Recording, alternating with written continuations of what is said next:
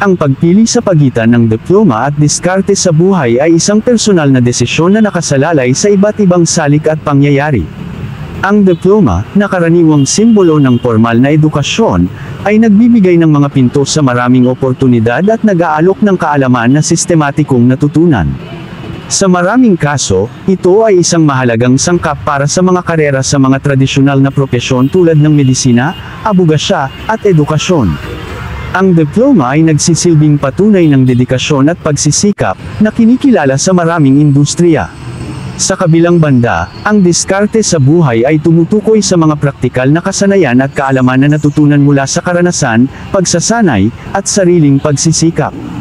Ang mga taong mas pinipili ang diskarte ay kadalasang umaasa sa kanilang likas na talino, kakayahang mag-innovate, at kasanayan sa paglutas ng problema. Maraming matagumpay na negosyante, teknolohikal na innovator, at mga leader sa iba't ibang larangan ang nagtagumpay sa pamamagitan ng diskarte kaysa sa formal na edukasyon. Ang diskarte ay nagbibigay ng kakayahan na mag-adapt sa mabilis na pagbabago ng mga sitwasyon at nag-aalok ng flexibility na minsan ay hindi maibibigay ng formal na edukasyon. Ang pinakamainam na landas ay maaaring isang kombinasyon ng dalawa. Ang diploma ay nagbibigay ng matibay na pundasyon at kredibilidad, habang ang diskarte ay nagpapayaman sa karanasan at nagdudulot ng praktikal na kaalaman.